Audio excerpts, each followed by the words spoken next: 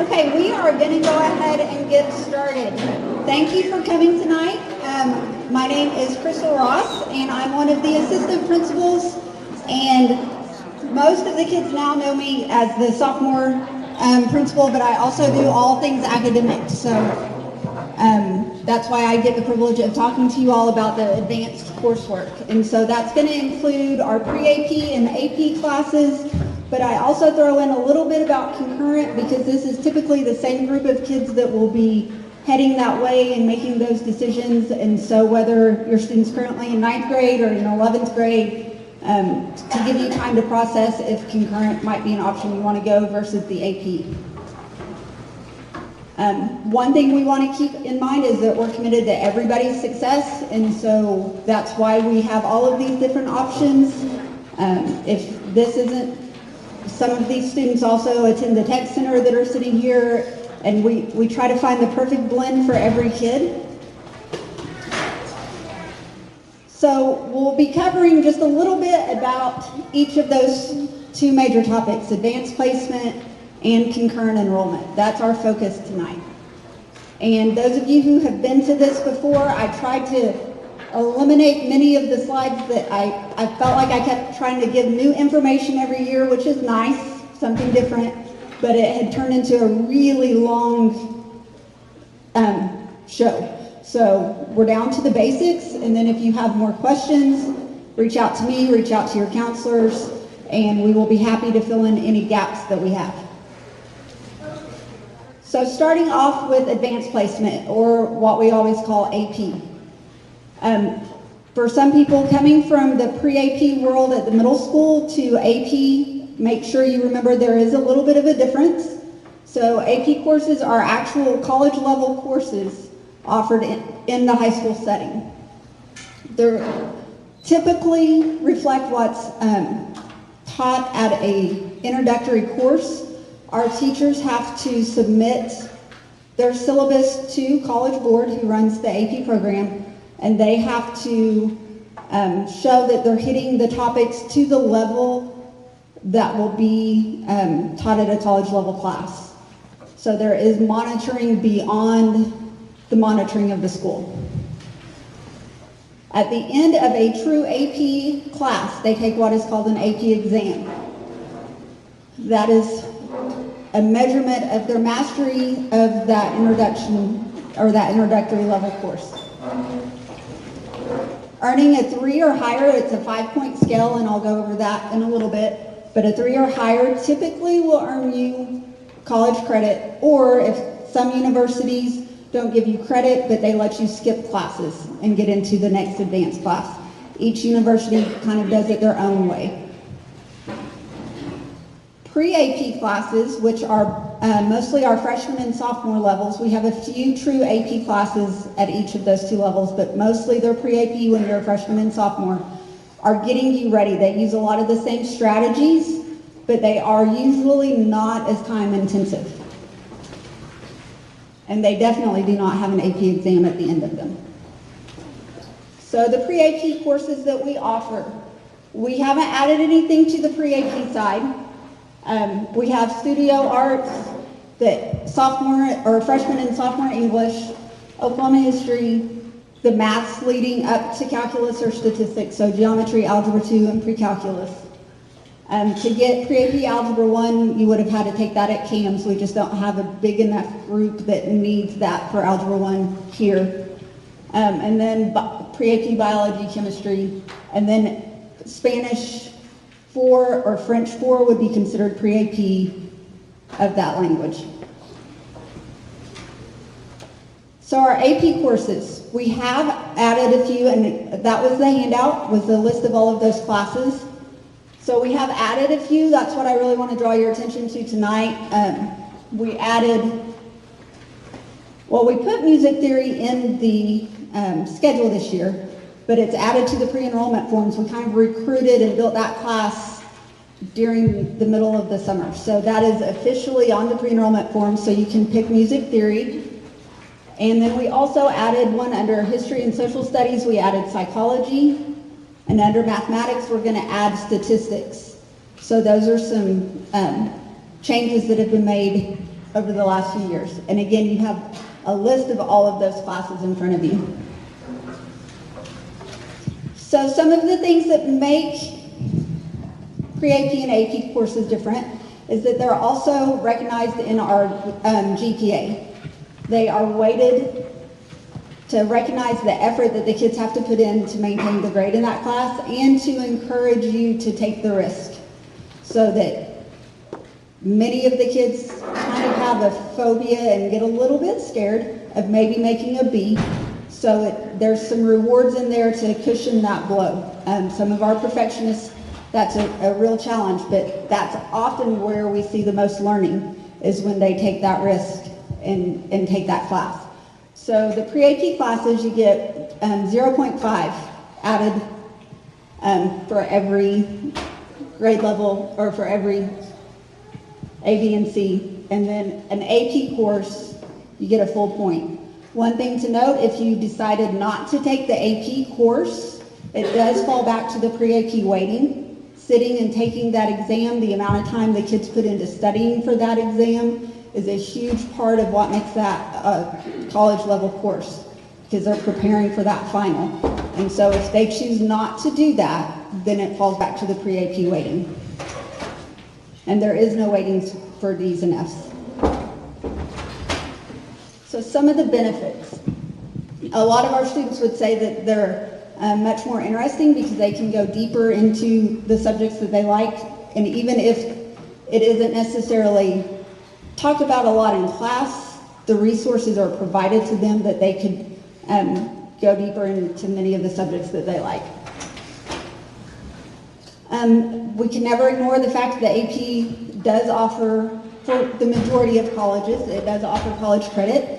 And anytime you can get college credit before you're in college, and you can shorten the length of time you're in college, or shorten the, lessen the number of hours you have to take per semester maybe, and still stay on track to graduate on time. And they also do tell admission officers that you are willing to take that challenge, and they know that completing those courses what it takes, because it is a national program. So here's one of the most important ones in my mind, and it's in that first couple of lines, is that it teaches our kiddos to build some critical thinking skills. You see all over the media all the time right now how that is one of the things that this upcoming generation is missing. And so part of building those critical thinking skills is allowing them to struggle with the information a little bit, pushing them outside of their comfort zone. So that, again, remember, right outside their comfort zone is honestly where a lot of the best learning takes place.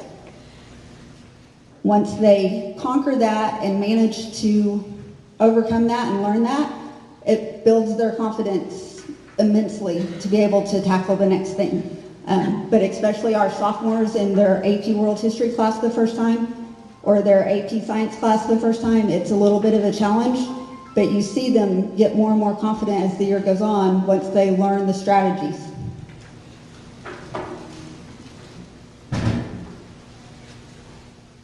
One thing is remembering that it does take more time inside and outside of the classroom. So finding that balance is a huge deal. Making sure you have enough time to dedicate to the classes that you're wanting to take, because there will be outside readings, there will be times that you're expected to do things outside of class. And again, we've already hit on the high expectations for critical thinking. So each year in May, we spend 2 weeks here at the school giving AP exams, 2 full weeks, and they're national dates. We don't get to pick them, and they're usually out in our field house lobby. Every once in a while we'll put one in the library, but most of them are in the field house lobby, and they spend, the shortest one is about 2 hours, the average is closer to 3 hours, taking a final, comprehensive final over their AP material. A few of them, because we do have AP art, that's a portfolio. There's not actually a test. They have to submit a portfolio. An AP music theory, did Miss Souza step out? What do they have to record? pretty sure themselves singing for AP Music Theory to show that they've learned all the things they were supposed to learn. That one's always interesting. So, this last year, the exam fee was $94. It is subject to increase each year. It usually stays within a couple of dollars, but that does vary from year to year.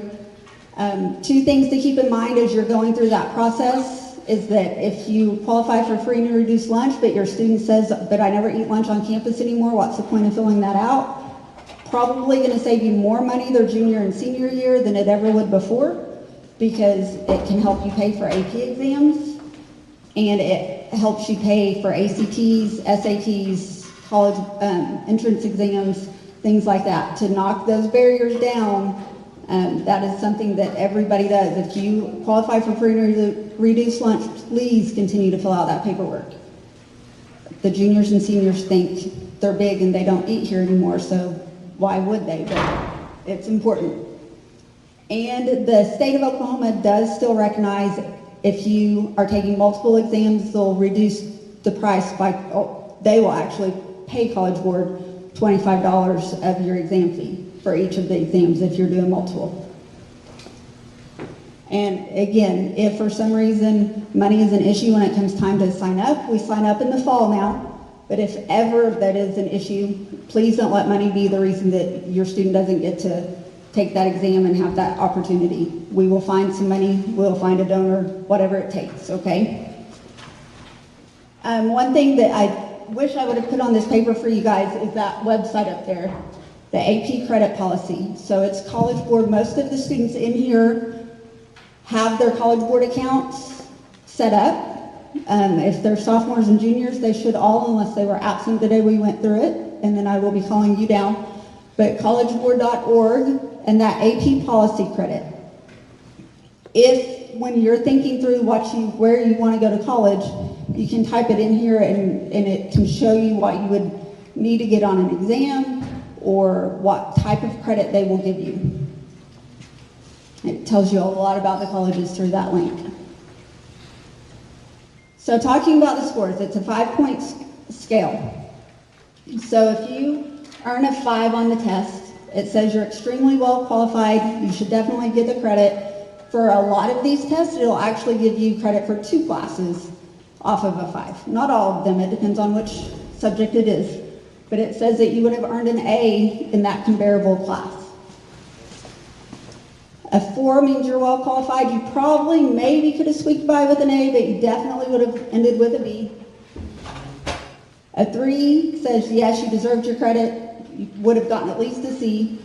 And then a 2 means you probably would be okay, but you need to take the class. You're going to be fine in it. It'll be easy when you go through it on your own, but you need to go ahead and take that class again. And then 1 means that they couldn't really tell. And just because you get a 1, it isn't a horrible thing. Some of our kids just really freak out because it is a big, long test. Doesn't mean they're not going to do great in college.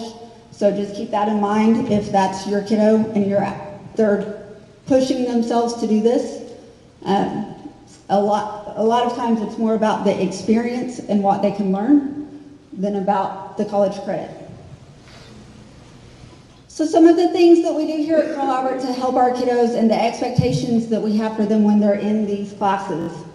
For all of our pre-AP and AP classes, study sessions can be required before or after school. I think that this year our English one, I think they maybe got out of doing the early mornings, but that the teacher is deciding that that probably wasn't the best, and so she might be putting those back in next year for English 3. Saturday study sessions, those come up a lot closer to the test. We'll be putting those in place again. And then extra tutorials and videos posted online. If your student's struggling in the class, ask them what's on their Google Classroom, what's on Canvas, what has the teacher provided for you in addition to the instruction in the class. And then there's always extra reading that they can do. And one of the things that we've done here at Carl Albert for probably about 8 years, I feel like, I don't think we did it my first year, and this is my 9th year here, we've been doing, we call them mock exams. And so we rearrange the schedule and we take them out and pretend it's the real test, put them out in the fieldhouse lobby, and they sit and take a release test, and then the teacher can give them feedback on that. Of course, we start doing those at the end of February through most of March, so they still have a couple of months to get better and study and do well on those tests. But that is actually a practice that we have found has been very helpful, and it relieves a lot of stress on the actual test day. So that fancy one is obviously one of the most important ones. The focus in all of the courses is the learning process. Again, our teachers try not to focus on, is your kid making an A or a B, or maybe even a C? Is your kid learning? Is your kid participating? Again, pushing them right to the edge of their comfort level is really where the best learning happens. So just working through that process is sometimes a change of thought process for all of us. It's also been pointed out that sometimes when our kiddos take 3 or 4, let's say 4 AP classes, they're still going to have 3 additional classes here. If they're in 4 AP classes, each one of those is in at least a 3-hour class, if not more, in college. And 12 hours is a full-time college student. And they're still in 3 classes of some sort here at Carl Albert. Sometimes that's maybe a sport or something not so stressful, but still that's above and beyond what we're expecting 19 and 20, 21-year-olds to do in college. And so that's something to keep in mind, finding that balance.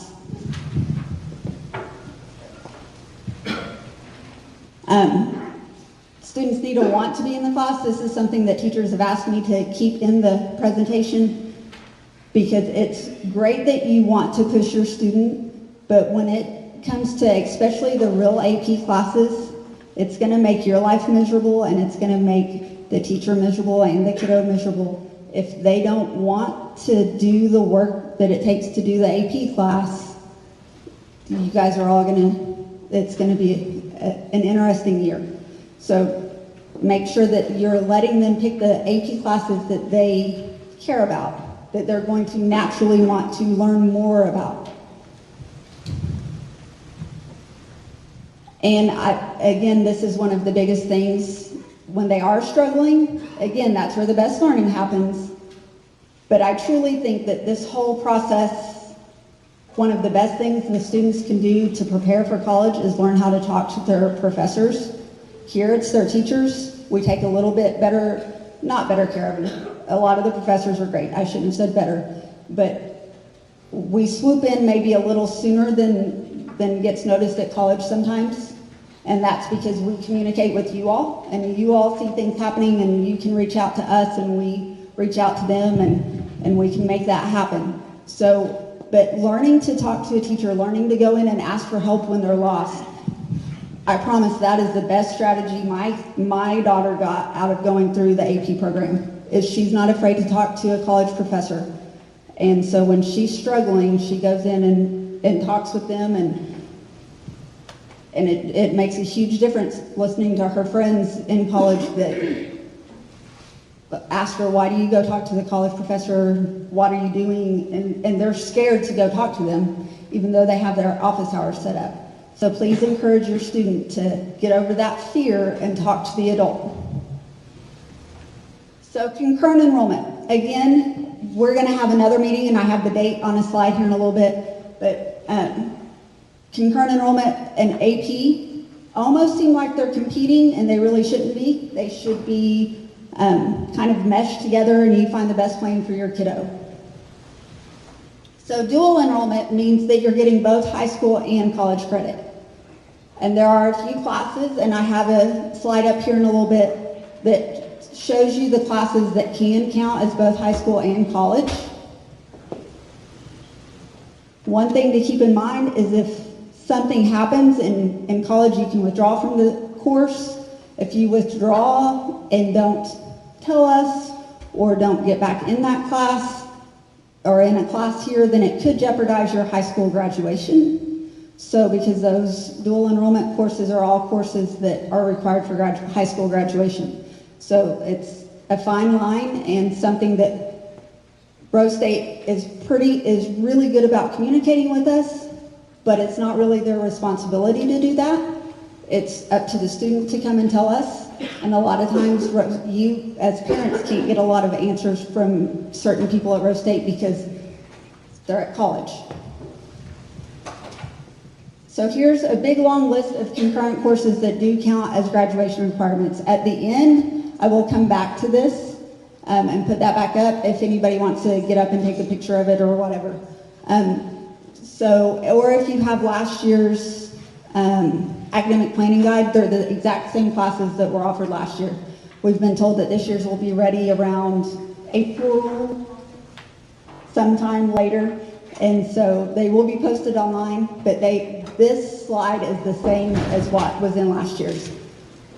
So there are several classes you can take that would count again as both high school and college graduation requirements. The one thing that I would caution you is science. To say that you can do science dual enrollment, you can, but it's super hard to schedule that in a high school setting because you have to have a lab attached to that science for it to count as dual enrollment, and those are usually 5-hour classes, which means they're either every day, and sometimes their lab is a second meeting that day, and it just makes it super tricky to try to plan around the high school schedule. They do get some weighting, which is an improvement over about 4 years ago.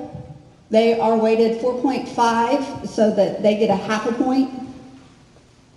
For the core courses, if it is an elective course though, it is still just at the 4.0.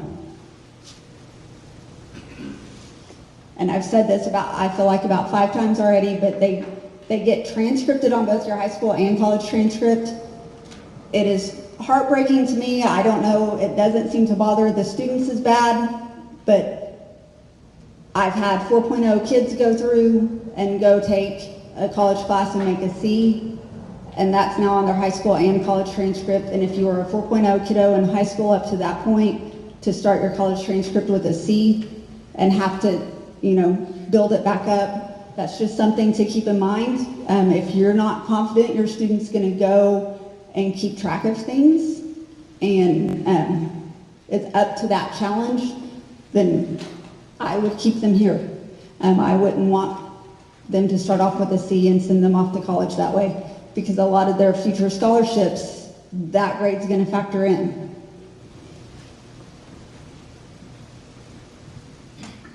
Okay, and here's a big slide, and it is all the requirements that they have to have. You need to have a SAT or ACT score. I think Rose State has a couple of things they can give you there on site, but the easiest way is to have your SAT or ACT score taken.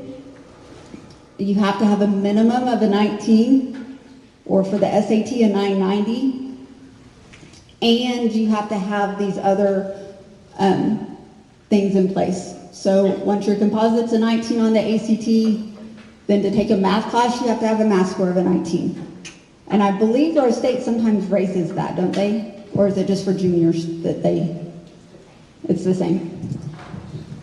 And then, so the same thing for the English, you have to have the composite of a 19 and the ACT English score of a 19. And then for reading, a reading score of 19. The reading score of 19 or the SAT score of 510 for the reading, that's to take a history, humanities, or elective class. You have to show that you have a college reading level to take any of those courses. And then a 19 to take a science class. And there's not a science portion of the SAT, that's why that's not got one. So if you know that you're going to want to take concurrent enrollment, there's going to be an additional meeting focused on that with the Rose State lady that has been wonderful to come help us talk with everybody and is actually in charge of our concurrent kids when they're over there.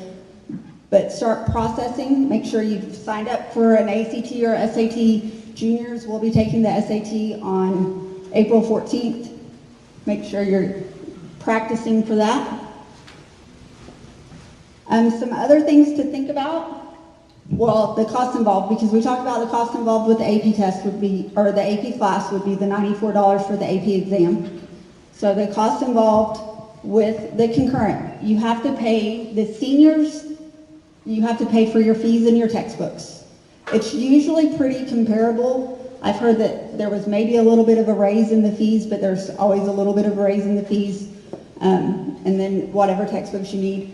If you're wanting to take concurrent as a junior, the state doesn't cover the tuition, they just allow you to take the class. And so you would be responsible for the tuition and the fees and the textbooks as a junior. Some other things that we've had people struggle with is remembering that they have to provide their own transportation to get there.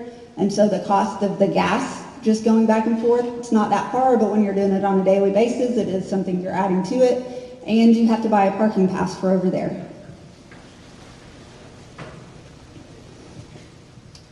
Some things, again, remember it's off our campus. We don't offer concurrent classes here on campus, so they're going to Rose State. They are truly a college student when they're walking on that campus. They're expected to act as an adult. They're treated as an adult. Their professors treat them as adults and talk to them and not you. A lot of students now are taking online classes, which is great for those that are motivated and organized and not procrastinators. Online classes and procrastination do not go well together at all, because telling your professor I had technical difficulties when you were waiting till the last minute to submit something, it doesn't work. They don't care. You get a 0. So make sure you're, keep that in mind as you're making those choices. Also, we can't excuse kids from concurrent classes.